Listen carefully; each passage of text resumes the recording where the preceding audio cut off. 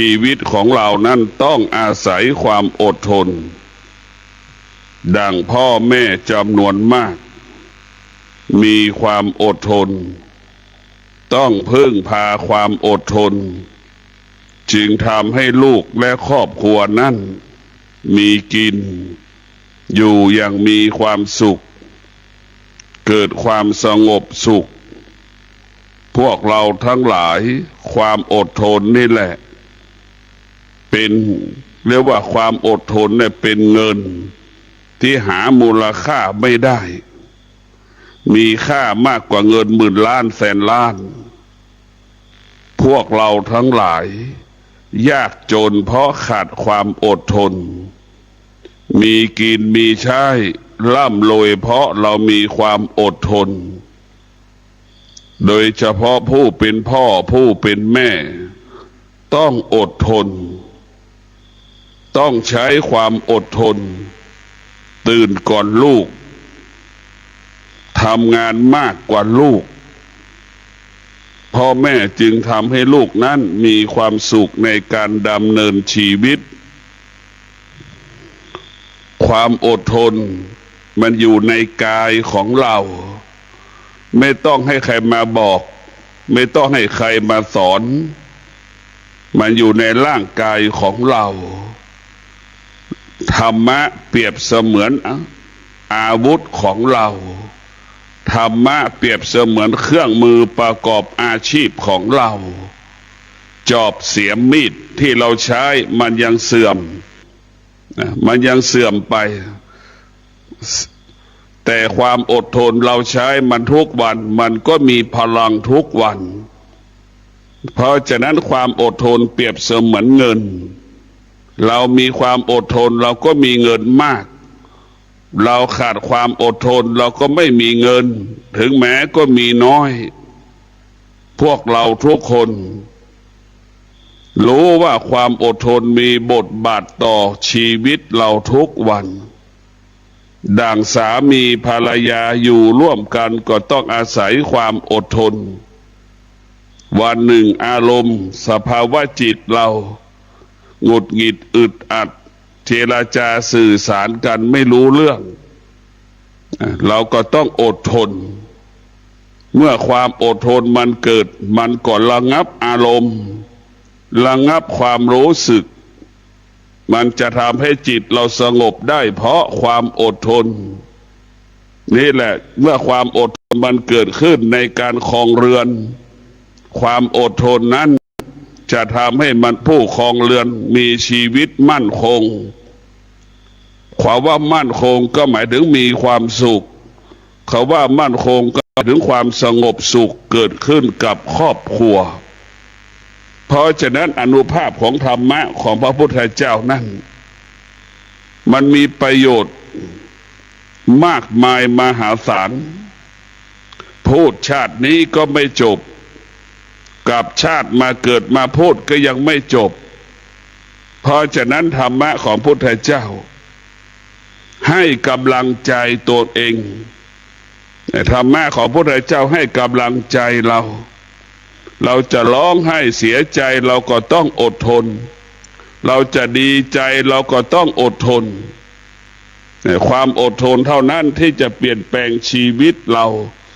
ให้ชีวิตเราดียิ่งขึ้นไปก็เพราะความอดทนพ่อแม่บางคนก็ตื่นนอนแต่เช้าตีสี่บางครอบครัวก็ตื่นแล้วนี่แหละคนยากจนแล้วมีสติคนยากจนและรู้สึกตัวจนถึงที่สุดความยากจนนั้นจะหมดไปเพราะเรารู้สึกตัวว่าเรายากจนเราก็จะตื่นแต่เช้าเช่นตีสี่เราก็ตื่นแล้วเราก็ไปทำงานเรียกว่าทำงานส่วนตัวก็ทำได้ทำนาทำสวนส่วนตัวพอ7 โมงเราก็ออกจากภารกิจส่วนตัวกินข้าว7 โมงครึ่งเราก็ออกไปทำงานบริษัทไปรับจ้างของคนอื่นต่อนี่แหละพวกเราทั้งหลายความอดทนได้จึงเปลี่ยนถ้าเรามีความอดทนแล้วเรารู้จักตนเอง เราจะเปลี่ยนแปลงชีวิตเราได้ดังคำว่าความอดทนนี้ทำให้เราเป็นเศรษฐีได้คำว่ารวยๆก็เกิดจากคำว่าความอดทนนี่แหละหมื่นล้านแสนล้านก็เพราะความอดทนนี่แหละมีกินมีใช้ก็เพราะความอดทนนี่แหละมีความสุขก็เพราะความอดทนนี่แหละความอดทนนี่แหละจึงทำให้เกิดคำว่าง่ายและว่าสะดวกว่าสบายเมื่อเรามีความอดทนแล้วเราจะชนะทุกอย่างไม่มีสิ่งใดอยู่เหนือความอดทนมีแต่ความอดทนอยู่เหนือทุกสิ่งทุกอย่างก้อนหินจะใหญ่สักพันใดก้อนหินมันจะใหญ่สักพันใดบุคคลใดมีความอดทนก้อนหินก้อนนั้นก็ล่มสลายไปในที่สุดเพราะฉะนั้นความอดทนจึงมีพลังและมีอานุภาพยิ่งกว่ารถแมคโครยิ่งกว่ารถแท็กเตอร์แน่ท่านทั้งหลายแมคโครนั้นมันมีพลังและมันมีอานุภาพแต่ก็สู้ความอดทนไม่ได้ความอดทนนี่มันใช้มากเท่าไหร่มันก็มีพลังมากเท่านั้นแน่ท่านทั้งหลายความอดทนนี่แหละจึงเป็นเหตุให้เกิดคำว่าชนะความอดทนนี่แหละจะทำให้เราไปถึงเป้าหมายความอดทนเป็นผู้สร้างอนาคตความอดทนเป็นผู้เปลี่ยนแปลงความเป็นอยู่ปัจจุบันและความอดทนเป็นผู้สร้างอนาคตความอดทนนี่แหละจะเป็นผู้ลบล้างอดีตของเราอดีตของเราไม่ดีบัดนี้เรามีความอดทนเริ่มต้นชีวิตใหม่จนถึงที่สุดเราก็ชนะใจคนทั้งหลายก็ยอมรับเราสิ่งที่ไม่ดีในอดีตก็หมดสิ้นไปเรียกว่าความอดทนเป็นผู้ประกาศความดีงามของเราดังพระพุทธเจ้าเห็นไหมความอดทนเป็นผู้ประกาศความดีงามของพระพุทธเจ้าพวกเราทั้งหลายความอดทนนั้นเป็นผู้ประกาศความดีงามของพระองคุลิมานมันเหี้ยมมันโหดตัดนิ้วมือคนเป็นจำนวนมากมาวันหนึ่งได้เจอพระพุทธเจ้าได้พบพระพุทธเจ้าก้มกราบพระพุทธเจ้ามีสติแล้วก็มีความอดทนหยุดอวิชชาความโลภความโกรธความหลงองคุลิมานจึงเปลี่ยนจิตเปลี่ยนใจกลับตัวกลับใจมาเป็นคนเรียกว่ามาเป็นคนเมื่อมาเป็นคนแล้วก็มาเป็นคนที่อยู่เหนือคนอีกมาเหนือคนเป็นคนก็คือเป็นคนทั่วไปไม่เหี้ยมโหดไม่ฆ่าคนไม่ตัดนิ้วมือคนไม่ทำลายคนไม่เป็นคนจนถึงที่สุดองคุลิมานก็อยู่เหนือคนก็คือเป็นพระอรหันต์เห็นไหมความอดทนมันเปลี่ยนแปลงเพราะความอดทนไปหยุดยั้งยับยั้งสิ่งที่เป็นอวิชชาในพวกเราทั้งหลายมีความอดทนเป็นอวิชชามันทำลายอวิชชาทั้งหมดความอดทนทำลายอวิชชาเปรียบเสมือนก้อนหินอวิชชาเปรียบเสมือนภูเขาที่เป็นลูกนั่นเราใช้ความอดทนไปทำลายมันบัดดังองคุลิมานใช้ความอดทนจนถึงที่สุดอวิชชาทั้งหลายก็หมดสิ้นไปจากดวงจิตองคุลิมานดวงจิตองคุลิมานงอกงามด้วยวิชาจึงกำจัดอวิชชาจึงทำลายอวิชชาจนหมดสิ้นไปจากจิตใจนี่แหละพวกเราต้องพิจารณาที่สุดองคุลิมานจึงอยู่เหนือคนความอดทนนี่แหละเป็นผู้ประกาศความดีงามลบล้างในอดีตเราต้องทำดีในปัจจุบันแล้วมันก็จะลบล้างในอดีตธรรมะภาคปฏิบัติจะทำดีในอดีตก็ไม่มีค่า จะทำชั่วในอดีตก็ไม่มีค่าเป็นคนดีในอดีตก็ไม่มีค่าเป็นคนชั่วในอดีตก็ไม่มีค่าปัจจุบันนี้ขอให้เรามีสติตรงนี้มีค่าที่สุดปัจจุบันให้เรามีสติรู้สึกตัวว่าเรากำลังนั่งสมาธินี่คือมีค่าเมื่อเรามีสมาธินั่งสมาธิได้ระหว่างที่เรานั่งสมาธิร่างกายมันเจ็บมันปวดมันออกอาการมันสำแดงอาการเราก็มีสติรู้สึกตัวเราก็ใช้ความอดทนไปควบคุมความเจ็บปวดที่มันเกิดขึ้นในร่างกายของเราได้ยินว่าธรรมะโอสถไหมความอดทนได้เป็นยาเรียกว่าความอดทนเป็นยาพาราบรรเทาอาการปวดบรรเทาอาการเจ็บเนี่ยพวกเราทั้งหลายความอดทนก็เนี่ยมันเป็นยาพาราบรรเทาอาการเจ็บปวดเหมือนเรานั่งสมาธิเราเกิดความเจ็บปวดนะนี่แหละคือยาความอดทนเป็นยาที่บรรเทาอาการเจ็บปวดเวลานั่งสมาธิแล้วมันเจ็บปวดเราก็ใช้ความอดทนไปควบคุมพ่อแม่พี่น้องชาวไร่ชาวนาไปทำงานเกิดความเหน็ดเหนื่อยความอดทนก็เหมือนM150อีกเห็นไหมให้เราต่อสู้ให้เรามีพลังเนี่ยเขาเรียกว่าความอดทนมันมีพลังเหมือนM150เหมือนน้ำยาชูกำลังเห็นไหมพวกเราทั้งหลายนี่แหละคือความอดทนมันเป็นยาเรียกว่าธรรมะโอสถธรรมะภาคปฏิบัติพ่อแม่ครูบาอาจารย์จะใช้ความอดทนเป็นธรรมะโอสถเช่นความอดทนจิตใจมันฟุ้งซ่านจิตใจมันหงุดหงิดจิตใจมันอึดอัดมีสติและใช้ความอดทนไปหยุดมันหรือใช้สติกับความอดทนไปควบคุมมันเราพิจารณาเราจะเห็นได้ว่าความอดทนนี่มันมีพลังและมันมีอานุภาพความอดทนนี่มันเป็นหลักเรียกว่าเป็นหลักการแก้ปัญหาความยากจนของเราความยากจนจะหมดสิ้นไปจากชีวิตเราได้ก็เพราะความอดทนปัญหาอุปสรรคจะหมดสิ้นไปจากชีวิตเราได้ก็เพราะความอดทนนี่แหละคือความอดทนมันจึงเป็นธรรมะจึงเป็นเครื่องมือของชีวิตอำนวยความสะดวกให้กับชีวิตมีสะดวกสบายแต่พวกเราทั้งหลายธรรมะนี่มันยิ่งใหญ่กว่ารถเบนซ์อีกแต่พวกเราทั้งหลายรถเบนซ์ใช้แล้วมันยังเสื่อมความอดทนที่อยู่ในร่างกายของเรานี่แหละเหมือนดั่งพระธุดงค์ที่บรรทุดงในอเมริกานะ1,000 กิโลเห็นไหม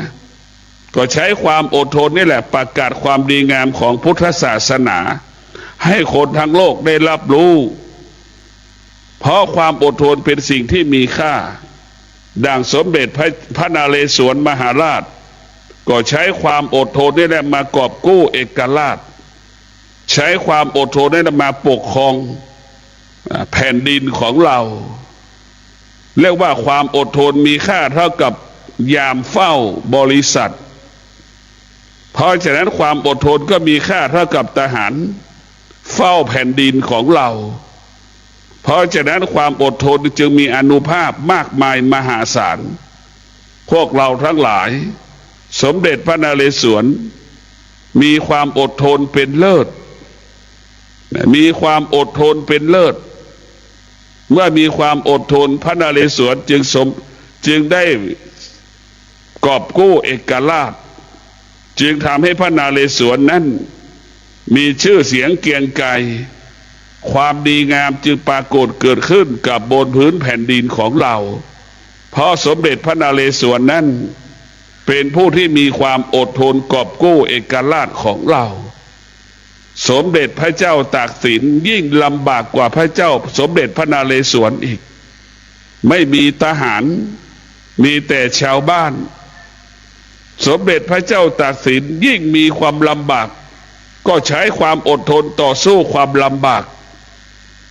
พวกเราทั้งหลายคนที่เกิดมายากจนอย่าได้ท้ออย่าได้ลำบากขอให้เรามีความอดทนจึงมีกินทุกมื้อ ถ้าเรามีความอดทนแล้วเราจะชนะทุกอย่างถ้าเรามีความอดทนแล้วทุกสิ่งทุกอย่างจะพ่ายแพ้เราไปความอดทนก็คืออยู่ในเมื่อเรามีความอดทนแล้วก็มีความสงบเนี่ยสมเด็จพระเจ้าตากสินไม่มีทหารสักคนไม่ได้เป็นทหารมาก่อนเนี่ยไม่ได้เป็นขุนศึกมาก่อนเป็นชาวบ้านเพื่อนธรรมดารวบรวมชาวบ้านต่อสู้กับทหารพม่าที่มากดขี่คนไทยเราจึงทำให้สมเด็จพระเจ้าตากสินนั้นชนะพม่าได้ในพวกเราทั้งหลายเราจะเห็นได้บรรพชนของเรานั้นใช้ความอดทนเท่านั้นใช้ความอดทนทั้งนั้นมากอบกู้ประเทศสร้างประเทศของเราความอดทนกลายเป็นบุคคลไหนที่มีความอดทนกลายเป็นบุคคลตัวอย่างความอดทนจะบอกให้เราซื่อสัตย์และบริสุทธิ์ความอดทนจะบอกให้เรายุติธรรมให้ความเป็นธรรมแก่ตนเองและบุคคลอื่นดังลูกจ้างมีความอดทนก็จะซื่อสัตย์ต่อนายจ้างทำงานเต็มเวลาทำงานเต็มร้อยความอดทนประกอบไปด้วยตัวสติมันก็จะให้เรารู้สึกตัวว่าเราเป็นลูกจ้างทำหน้าที่สมบูรณ์แบบนายจ้างมีสติและมีความอดทนก็จะไม่เอาเปรียบลูกจ้างนี่แหละพวกเราทั้งหลายทำมันจะสร้างความสมดุลการอยู่ร่วมกันให้เรานั้นมีความสุขการอยู่ร่วมกันให้เราอยู่มีแล้วมีความสุขอยู่ร่วมกันแล้วเกิดความสมานสามัคคี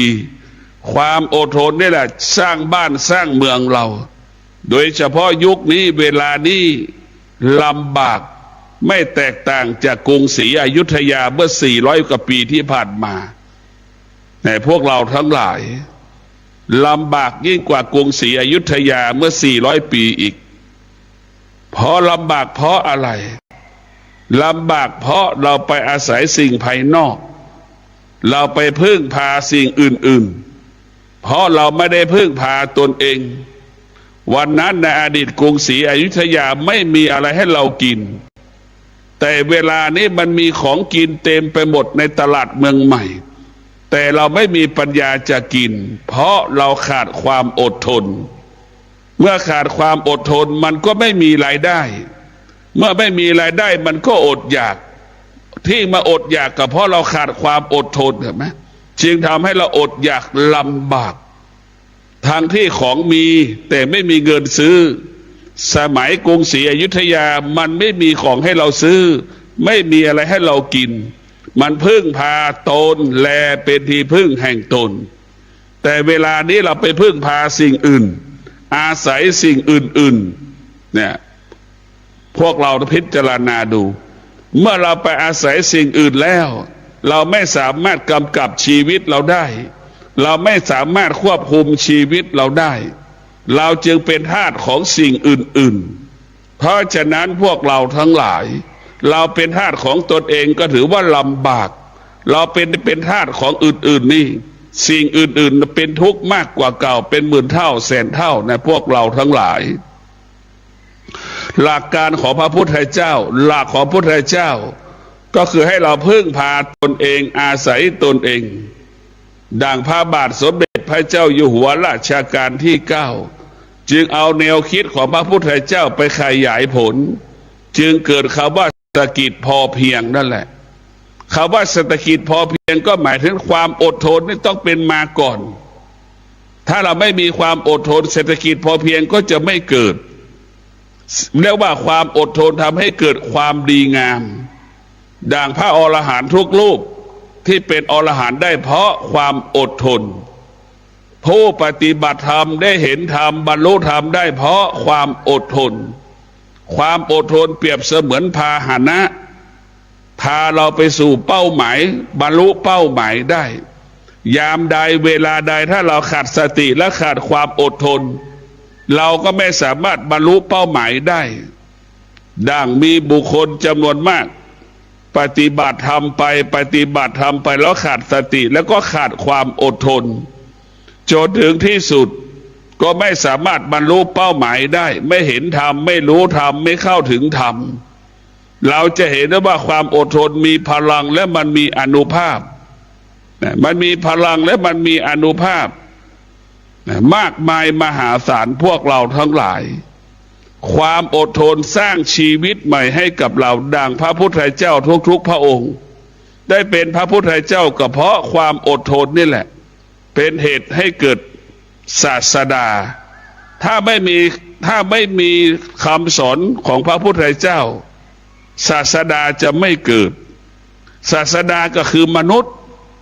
แต่ศาสดามีความอดทนเหนือกว่ามนุษย์ศาสดาจะเป็นคนที่อยู่เหนือโลกศาสดาจะเป็นคนของโลก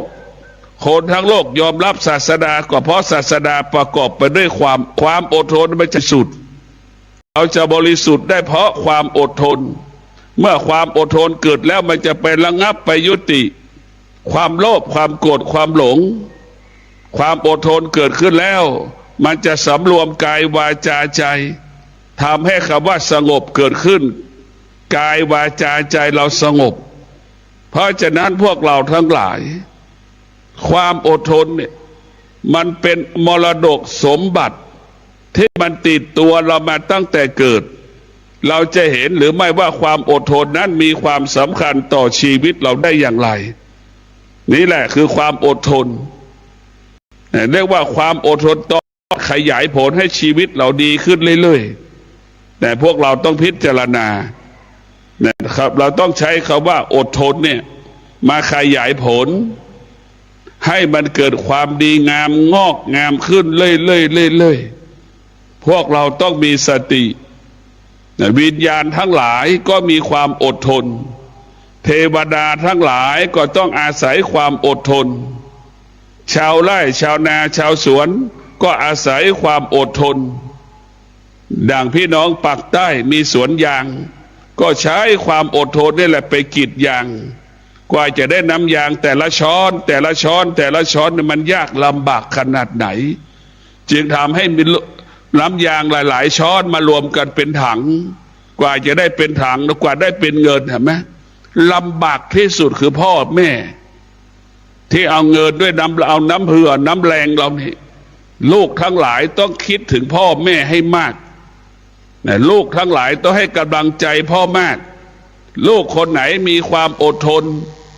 ลูกคนนั้นเพื่อให้กำลังใจพ่อแม่ไม่ให้กำลังใจพ่อแม่จะมีพลังในการทำงานถ้าลูกคนไหนมีความอดทนลูกคนนั้นก็เหมือนM150นั่นแหละเหมือนพ่อได้กินM150แล้วก็ไปทำงานมีพลังนี่แหละมีพลังและมีความสุขที่จะทำงานเพื่อให้ลูกได้อยู่ดีกินดีเพราะฉะนั้นพวกเราทั้งหลายลูกนี่แหละคือผ้าเย็นลูกมีความอดทนขยันทำงาน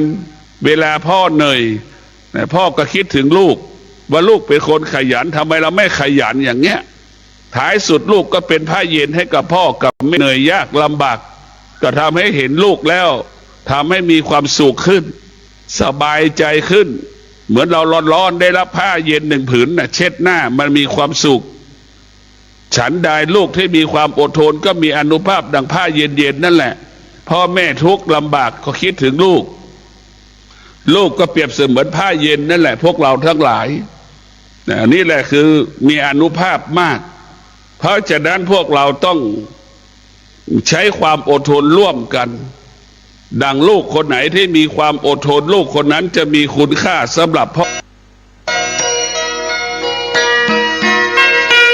ที่ท่านได้รับฟังจบลงไปแล้วนั้นเป็นรายการทางสายเอกดำเนินรายการโดยพระประชานาถมุนีเจ้าคณะอำเภอกัลยาณิวัฒนาเจ้าอาวาสวัดดอนจันทร์ตำบลทัตตารามอำเภอเมืองเชียงใหม่จังหวัดเชียงใหม่เชิญท่านติดตามศึกษาธรรมะการปฏิบัติธรรมได้ในคราวครั้งต่อไปสำหรับวันนี้สวัสดีครับ